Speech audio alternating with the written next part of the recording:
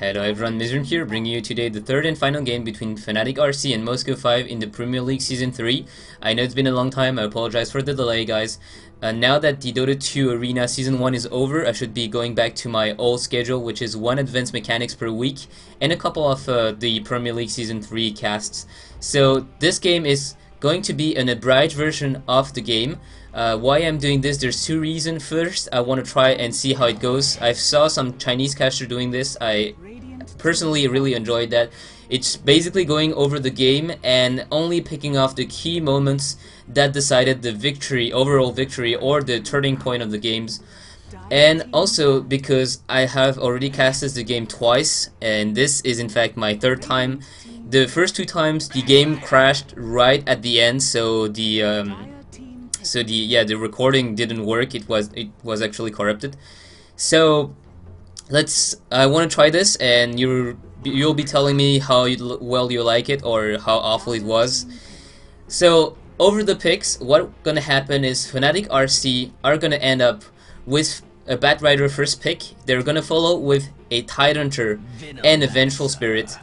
And Vengeful Spirit is one of those heroes, when we see her picked, we kind of go, what? Because, well, usually we see Crystal Maiden or Lina or the Venomancer more often these days than the Vengeful Spirit, which is a very defensive hero. Her stun has a very short range, and her ultimate too, because she is not going to be level 11 or 16 anytime soon, and at level 6 the ultimate only has 600 range, which is the standard range of a ranged hero attack. So Vengeful Spirit pick is the first oddity here. Rubik, Venomancer, Lone Druid, Batrider, Tidehunter, all very common picks, especially in the 6.75 version. Batrider with a handful of buff means that he's gonna get first pick or banned almost all the time. In Fnatic RC, I believe their first game had a very good Batrider in the jungle, which they're gonna do again. The second set of ban go, and for Fnatic RC they're gonna ban the pushing heroes. As they see Venomancer, Lone Druid, they're afraid of an early push, so they're gonna ban the Enigma, they're gonna ban the Chen, they're gonna ban the Shadow Shaman as well, and that means that they reduce the amount of option M5 have, and M5 are gonna go for a Enchantress to go ahead and keep the pushing power as well as the early aggression.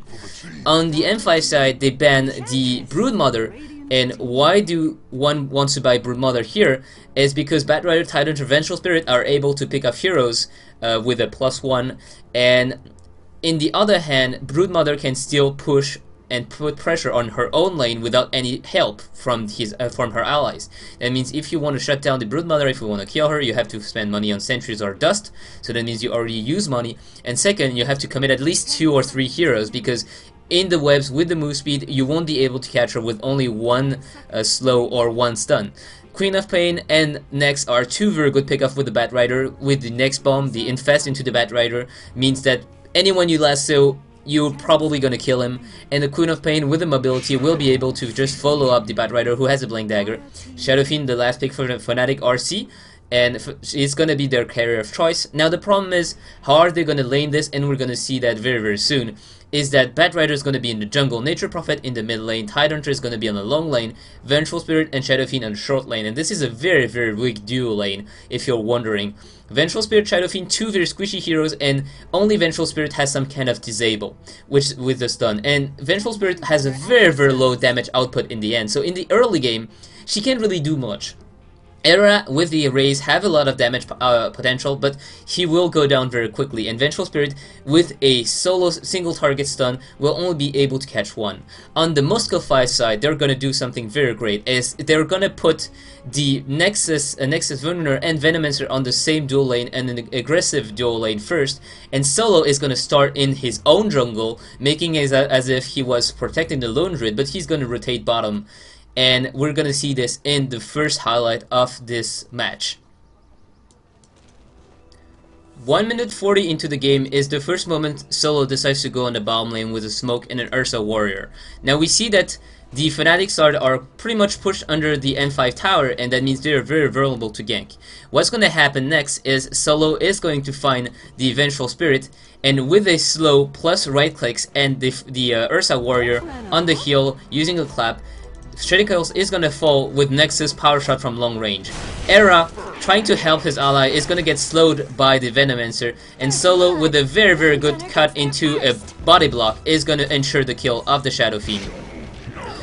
The bottom lane for the Radiant side is already starting with a very bad start. Not only do they have a weak lane, and we also see that the Shadow Fiend is someone who can't really catch up to the farm right after, because if he gets shut down early, the problem is when he dies, he not only loses gold and time like any other hero, but he also loses souls, and his auto attack is gonna be pretty weak.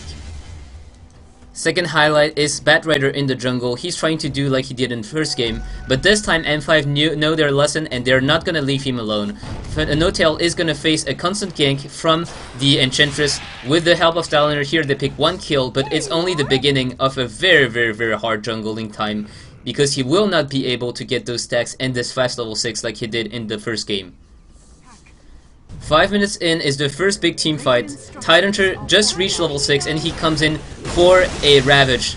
Now the problem is, with 4 heroes here, they have absolutely no disables, no slows, no stuns, and all the 3 heroes from M5 are going to be able to back off, and Nexus is even going to be able to kill Hani for his cheekiness, and Nexus is going to be in the end running away. So 4 heroes coming to this bottom lane, and the fast level 6 of Tidehunter, this first Ravage, not paying off.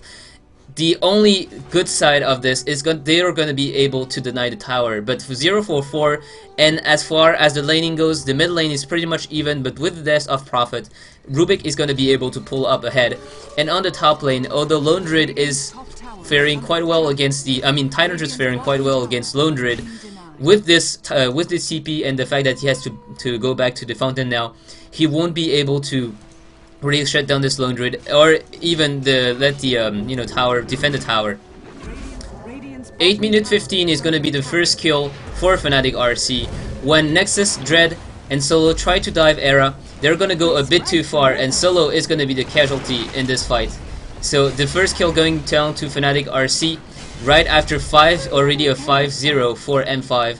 If we take a look at the experience graph, it's already over 4k, and gold graph over 5k advantage for the Dire. So Fnatic RC off to a very bad start, and Batrider at this point only level 4. 12 minutes in is the second good team fight for Fnatic RC, when Trixie, coming from behind, catches 2 of the M5 heroes with a Ravage, and Dread and the Rubik are gonna pay with their life. At this point it's 4-4-6, as the Rubik died another time on the top lane while trying to push the second tier tower, and the Shadow Fiend died on the bottom lane trying to defend the tier 2 tower. And so far the Radiant already lost 4 of their towers, and they're slowly losing map control. 14 minutes 50 seconds in, M5 are already poising to take the Roshan, and there's nothing that the Radiant can do because they have absolutely no ward, and even if they had, the lanes are pushed, so counter Roshaning would be very obvious. Lone Druid at this point is very close to his relic. He has 3.1k gold on top of a Hand of Midas and a Face Boots. 14 minutes 40 seconds in is going to be the first death for the Lone Druid, which is going to push him a bit farther away from his relic. It is his first death in the fight, and Fnatic RC are going to be able to take this top tower, but not without losing the tier 2 tower in the mid lane, and this is already all the outer towers falling down for the Radiant side. Now Trixie is still going to be able to have a very good team fight here by teleporting in, and they catch a Staliner before anything happens. Dread is going to fall, so is No-Tail. And in the following fight, Trixie falls as well. Hani managed to catch up too, but the Venomancer ultimate doing extreme amount of damage solo is running into a Shadow Fiend ultimate. Shadow Fiend is still gonna fall, and his ultimate is in fact going to be able to kill the Enchantress from running away.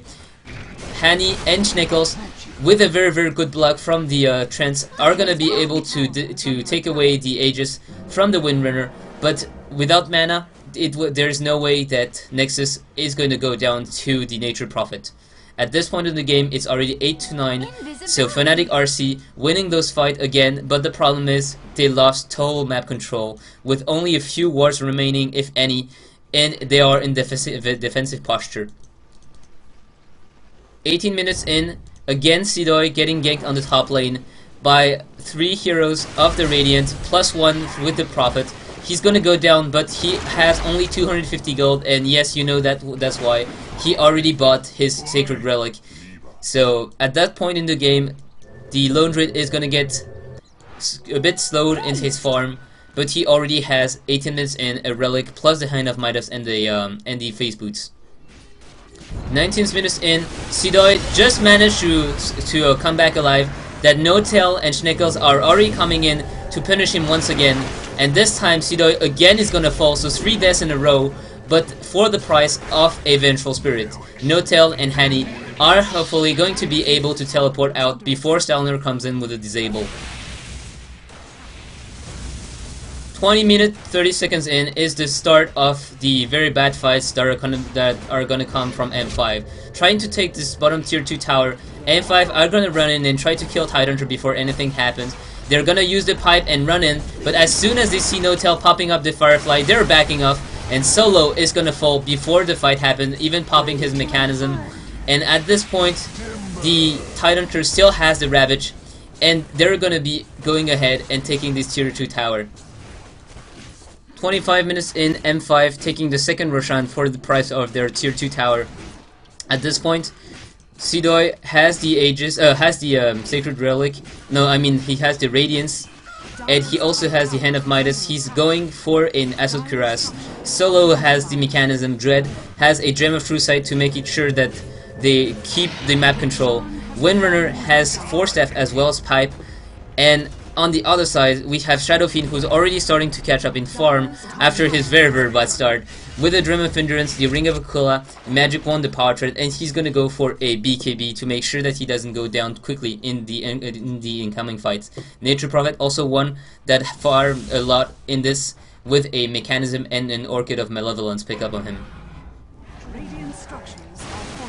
28 minutes in is the first attempt from M5 to push down to the high ground, and instead of getting a Bling Dagger, Batrider decides to go for a Yule Scepter instead, which, as we're gonna see, is gonna help him a ton in the coming fight to pick off enemy heroes. And M5 are gonna be unable as a fact to take this tower. The Bear taking a lot of damage, and from the minus armor coming from the auras, from the gush and everything, the Bear falls very quickly. At this point, Lone Druid is forced to back off and to resummon the Bear. 32 minutes in, Fnatic RC pushing down the tier 2 tower are gonna be able to find Nexus, and this is the start of a long series of pickoffs on the Windrunner, on the Rubik, on anyone who tricks No-Tail Fine out of position with the Yule Scepter into Flame Break into Lasso. They're gonna even go and try to go on the high ground, and they will be able to deal some damage to the tower, but in the end, not really a lot of things completed here. Fnatic RC are gonna back off and not take any chances. At this point, the experience graph is already up again for the Radiant, and the gold graph is slowly backing off on the Radiant's hand. There's only one tier 2 tower left outside of their base. It is the bottom tier 2. 35 minutes in, again, we see that Rubik is getting picked up by Batrider, and this fight is happening just right next to Roshan. The ensuring fight is going to ensure that Fnatic RC have a chance to come back. With the Bear going down, it was actually a Resummon Bear, so Lone Druid has no Bear for 100 seconds, and that actually gives the Roshan away for the Fnatic side, with the cheese this time as well as the Aegis. 36 minutes in with the cheese, with the Aegis. Shadow Fiend now with the Manta Style as well as BKB. They're gonna look to take down the high ground. And Desolator also on the Nature Prophet further increase the minus armor bonuses that this Fnatic RC can offer. And the incoming team fight is going to take down the tower as well as the melee racks, and a lot of buybacks as well. This time the pipe is popped, and they're gonna go. They destroy the first tower. Sidoi, Dread, Staliner, and Solo all poised to get the kills. The first Shackle is gonna miss, and at this point No-Tails goes in just to scare the enemy away. They're still quite unsure of what to do. They don't want to make any mistakes. M5 are all standing behind their tower. Lone Druid is the one who actually got the items now, And Styliner again is gonna be the one getting caught off before the fight happens. The Ravage is gonna catch everyone. Sidoi is blocked in the trees, eating a Shadow Fiend, full Shadow Fiend ultimate in the face. He's gonna fall as well. And Era still has the BKB at that point. He's gonna take the bottom rack, the mid racks. Nexus coming back to do as much damage as he can. He's trying to kill the Shadow Fiend. And the Shadow Fiend is in fact going to fall, but with the Aegis, he's gonna come back to life. Sidoi already bought back, and he's gonna go down again in a few moments. He's trying to get down Trixie. Trixie, in fact, used the cheese, turned around. Sidoi taking a huge amount of damage. Nexus is falling to a raise, and she buys back as soon as possible.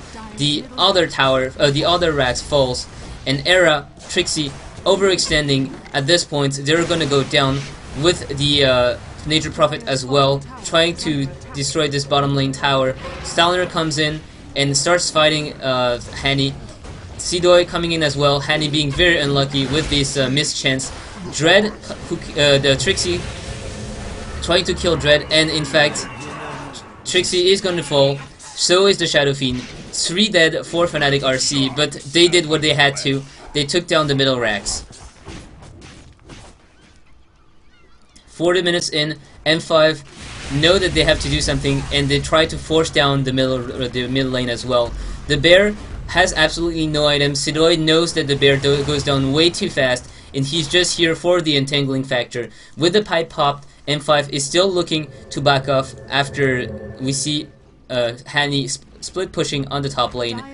In fact, they're gonna cancel the TPs and still team fight this one. No Tail's gonna fall before the fight happens, and it looks good for M5, but Trixie coming in, he fakes a Ravage, and that means that the Lone Druid is the only one staying behind, taking the damage from the Shadow Fiend.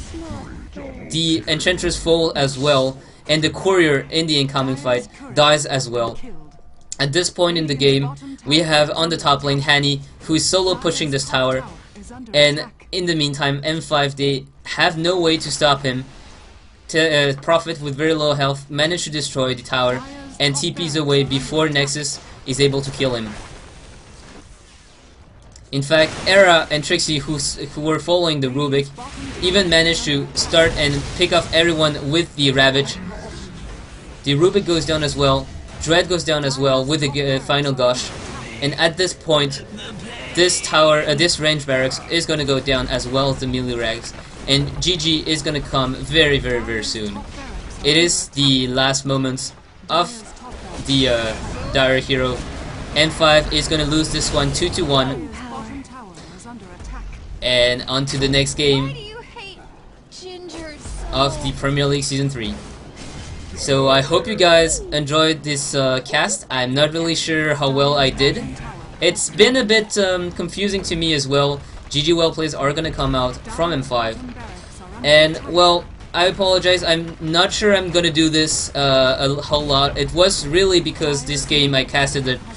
You can't really know how many times I casted it, so I was a bit tired of it. And now that this is out of the bag, well, we're gonna go on with other TPL games.